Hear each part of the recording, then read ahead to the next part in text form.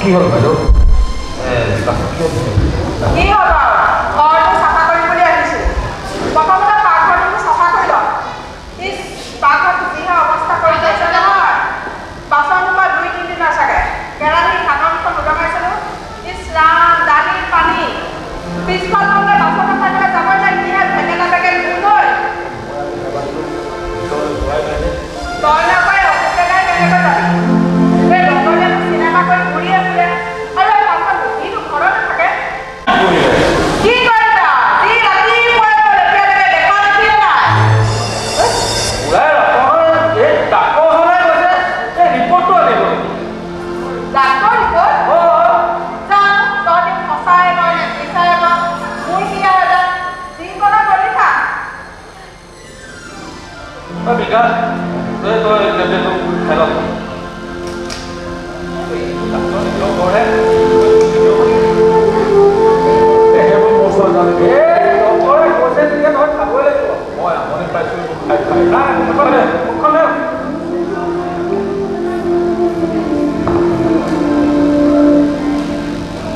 কিমান বুজি কৈ আছোঁ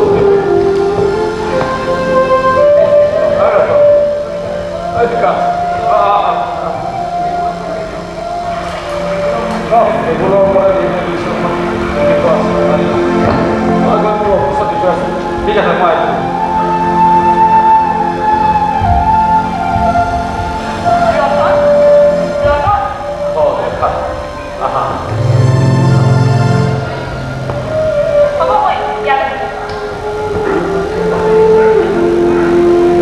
লেখা তুমি বহা, মই ইয়াৰ অফিচৰ পৰা। ঠিক আছে, তই বাৰু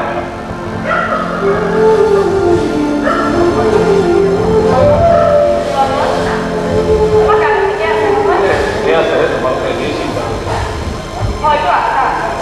পিছে জানা ৰতন, কালি তোমাৰ কথা ভাবি ভাবি গোটেই ৰাতিটো সাৰেই থাকিব। শুবলৈ বাৰে বাৰে চেষ্টা কৰি চকু দুটা মেল খাই থাকিব।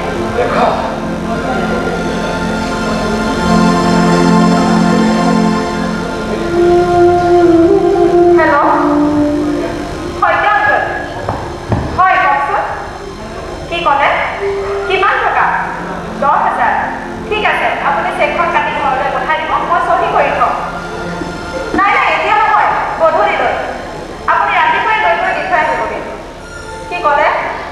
নাই নাই, মই ভীষণভাৱে ব্যস্ত আছোঁ। আজি ফেক্টৰীলৈ নাযাওঁ। ঠিক আছে, অ'কে। লেখা, তুমি যে ক'লা ভীষণভাৱে ব্যস্ত আছো নেকি? নাই, এনেই ক'লো। কালিয়ে ঠিক কৰি থৈছোঁ, দুদিনমান ফেক্টৰীলৈ নাযাওঁ, তোমাৰ লগত থকা। মোৰ লগত? লেখা, তুমি মোৰ বন্ধু। সেইকাৰণে মই তোমাৰ দুটামান কথা তুমি বেয়া চোৱা। এই ঘৰটোত মই বিকাশ আৰু ৰজনী অকলে থাকোঁ। তিনিওটা ৰজনীয়া মানুহ। ইয়ালৈ যদি তুমি ঘৰে ঘৰে আহি থকা মানুহ এটাকে তোমাক বদনাম কৰিম। বদনাম? ৰতন, ইয়াৰ ওপৰত তোমাক এটাই প্ৰশ্ন সুধিব বিচাৰোঁ। প্ৰশ্ন? তুমি অকলে সকলো দায়িত্ব ল'লা। আজি তাই সকলো খৰচ পাতি তুমিয়ে বহন কৰিলা। আজি একেজন মানুহৰ ভাড়াঘৰত তোমালোক দুজন একেলগে থাকিলা। ইজনে সিজনৰ ৰুমলৈ সকলোৱে অহা যোৱা কৰা। কথা পাতা, ঘণ্টা ধৰি ঘণ্টা কটাই দিয়া। বাহিৰলৈ একেলগে ওলাই যোৱা। তেতিয়া জানো তোমালোকৰ বদনাম হোৱা নাছিল? মানুহে তোমালোকক প্ৰশংসা কৰিছিল। লেখা, অপৰৰ লগত তোমাৰ তুলনা? কিয়?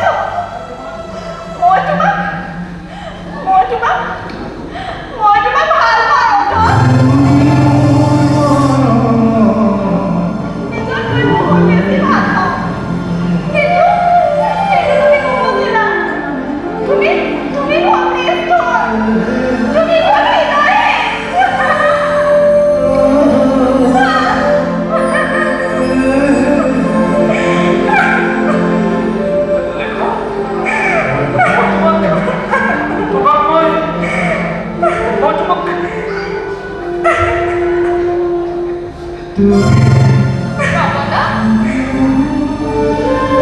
বাইদেউ তুমি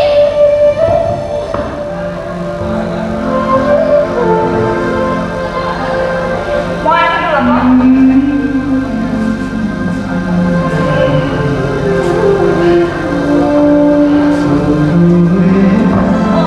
ডক্টৰে ৰিপৰ্ট দিলে জনাবা মই আহিছোঁ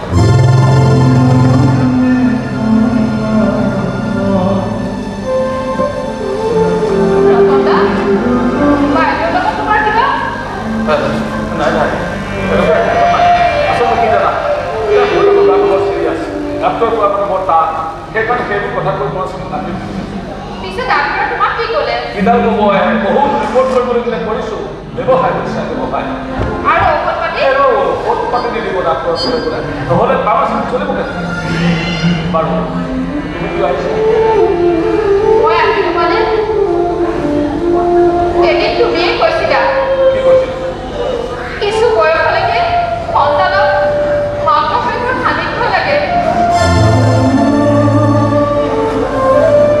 কিন্তু সেইদিনা হয়তো তোমাৰ কথাত মই বিশেষ গুৰুত্ব দিয়া নাছিলোঁ আজি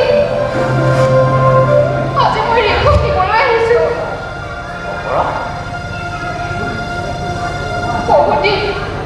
বহু ৰাতি পূজা ঘৰত থাকি মই মনৰ লগত যুঁজ দিলোঁ যুঁজ দি মই ভাগৰি পৰিলোঁ কিন্তু জয়ী হ'ব নোৱাৰিলোঁ শেষত মই তাইক ধৈৰ্য সিদ্ধান্ত কৰিছোঁ ৰতনদা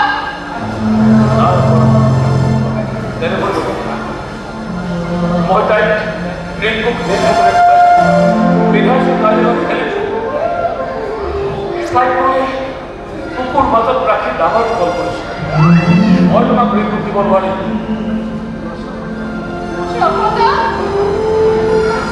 তাই মোৰ লাজ তাই মোৰ কুকুৰ বন্ধু তাই নাথাকিলে মই দিনতে আপোনাৰ দেখিম অপৰাধ তাইক মই দিব নোৱাৰোঁ মই তাইক দিব পাৰোঁ কিন্তু তাই মোক লাগে মই কৈছোঁ দিব পাৰোঁ মই তোমাক ভিক্ষা খুজিছোঁ ভিক্ষা নুখুজিবা মই তোমাক অনুৰোধ কৰিছোঁ অনুৰোধ নকৰিব মই ৰাখিব নোৱাৰিম মই কৈছোঁ নহয় ৰিংকুক দিব নোৱাৰোঁ কিয় নোৱাৰা মই ৰিংকুৰ মাক তুমি অলপ শুনিবলৈ মই যাবা মোৰ সন্তান দিবলৈ আহিছোঁ দিবলৈ মোৰ অধিকাৰ আছে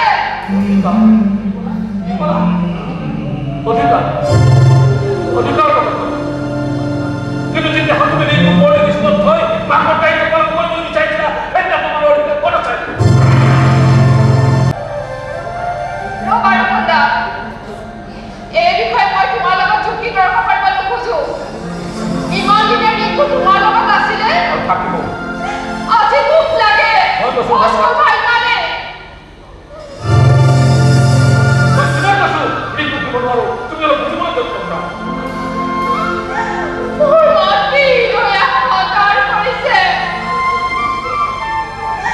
তাই অবিহনে মই শুব নোৱাৰোঁ খাব নোৱাৰোঁ মোৰ একোকে কৰিবলৈ মন নাযায় অথচ তুমি নিজৰ মতামতকে পুত্ৰ বুলি ভাবি নিজৰ মনস্বত্ব বুলি ভাবি তুমি মোৰ কথা অকণো নাভাবা তুমি ইমান স্বাৰ্থপৰ তুমি ইমান পৰস্পৃকাতৰ অনাৰ তুমি তাইক ডাঙৰ দীঘল কৰিছা ইমান দিনে তুমি তাইৰ সকলো দায়িত্ব ল'লা তাৰ বিনিময়ত তোমাক টকা লাগে কিমান টকা কিমান টকা কোৱা 1 লাখ 2 লাখ 5 লাখ বছ অপৰাধ আজিকালি তোমাৰ হাতত বহুত টকা হৈ গ'ল বহুত টকা কিন্তু মনে ৰাখিবা টকা পইচাই কেৱল বজাৰৰ বস্তু কিনিব পাৰে সঁচা মানুহৰ ভাল পোৱা আৰু মৰম তেনেকৈ কিনিব নোৱাৰে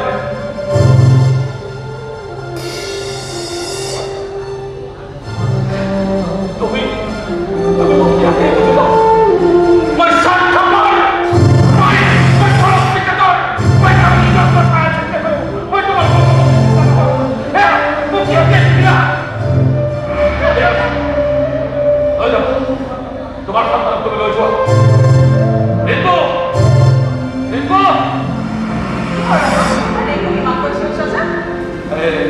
তোমাকে দিবলৈ আহিছে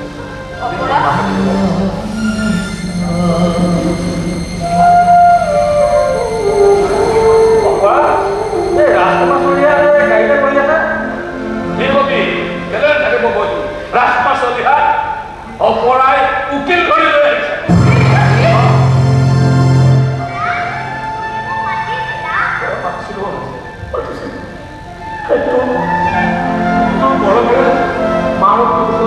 পানী আনিছে মাৰ লগত যাব লাগিব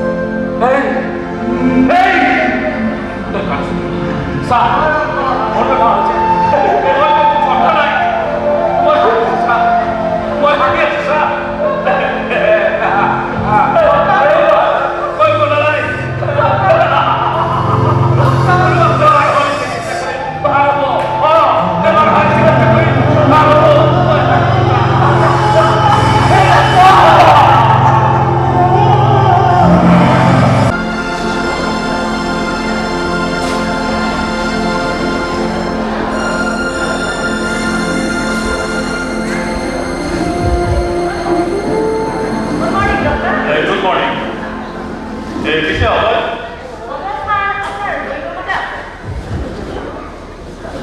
সিস্টাৰ এই অজয় যে মোৰ ঘৰলৈ অনা হৈছে এই কথাটো কোনো গম পোৱা নাই নাই জানা ছাৰ কিন্তু মই বুজি পোৱা নাই আপুনি হস্পিটেলৰ পৰা ইমান লোকলে অজয় ইয়ালৈ লৈ নাই কাৰণ কি সিস্টাৰ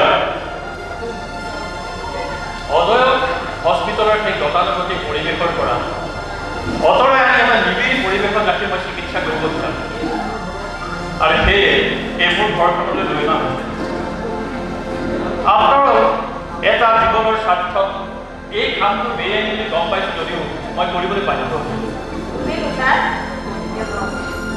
ঠিক আছে এতিয়া যাওক কিন্তু ছাৰ গাৰ্জেনক ঠিক আছে তেওঁলোকক অজয়ৰ কথা গোপনে ৰাখিবলৈ কৈ দিয়া হৈছে নেকি ঠিক আছে তেওঁলোকক অজয়ৰ কাষতে ৰাখিবা তুমি নিজেও থাকিবা এতিয়া যোৱা মই মোৰ কাম আৰম্ভ কৰিম আৰু মোৰ বিশ্বাস তেওঁ নিশ্চয় আহিব ভাল ছাৰ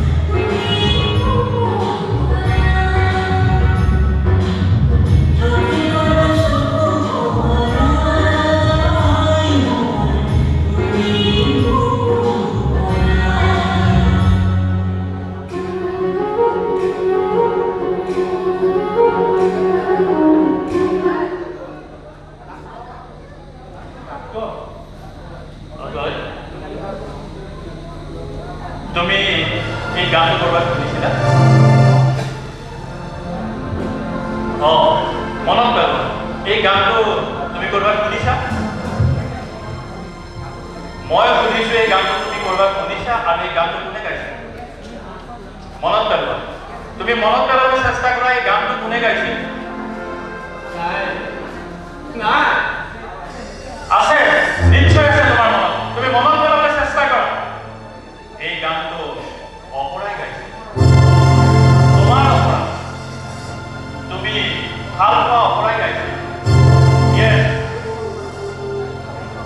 গায়িকা অপৰা গানটো তুমি খুব ভাল পাইছা তুমি মনত পেলাবলৈ চেষ্টা কৰা Yes,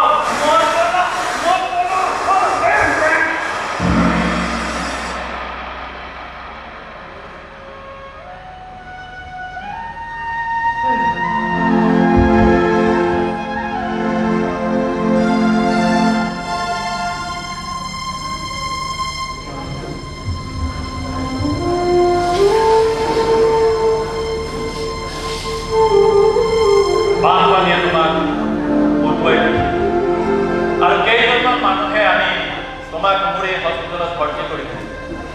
তোমাক অশেষ চিকিৎসা কৰাৰ পিছত ভাল হোৱা পাছা কিন্তু স্বাভাৱিক অৱস্থা ঘূৰাই পোৱা মনত পৰিছেনে তোমাৰ? মনত পৰিছে? তোমাৰ অপৰাধ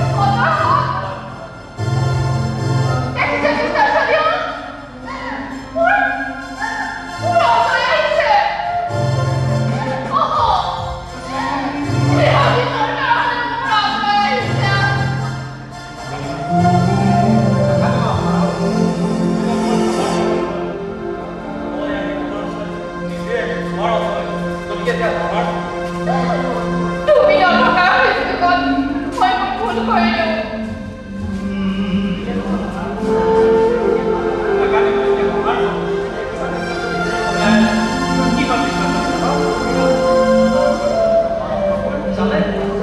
আগতে জনা নাছিল কিন্তু ৰতনৰ মুখৰ পৰা আপোনাৰ বিষয়ে তুমি ৰতনক লগ কৰিছা? জানা তুমি নথকাৰ বাবে মই ক'ৰ পৰা কি হৈ গ'ল, কেনেকৈ হৈ গ'ল, কোন গাড়ী মই তাৰ খবৰ কথা নাজানো। কি হ'ব আপুনি ৰৈ থাকিছে আপোনাৰ কিন্তু নিশ্চয় অপৰাধ এখন সম্ভ্ৰান্ত ঘৰৰ বোৱাৰী দুৰ্ভাগ্যক্ৰমে তাই ভাড়া হ'বলগীয়া হ'ল ভাড়া ঘৰৰ বোৱাৰী।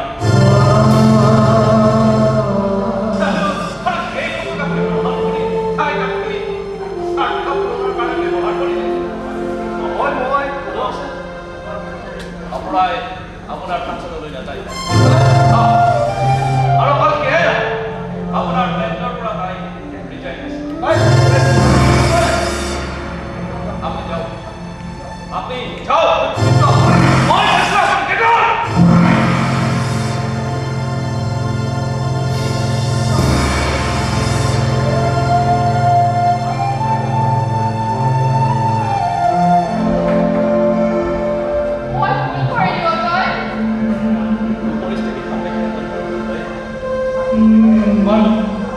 তোমারও ঠিক লাগে ধন্যবাদ সকলবিলাক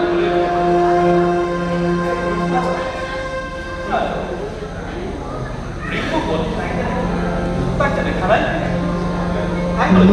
তাই স্কুলে গ'ল ব'লা আমি তাইক লৈ আহোঁগে। ঋতু থাকক ইয়াত স্কুল ছুটি নোহোৱালৈকে আমি কিন্তু ৰতন আমি ৰতনৰ ওচৰলৈ যাব নাই।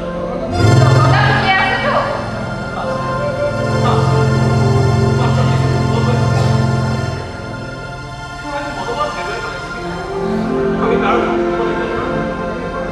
বিশেষকৈ তুমি অপৰাধ, তুমি তাৰ লগত লাগি থাকিব লাগে, তাক উৎসাহ দিব লাগে।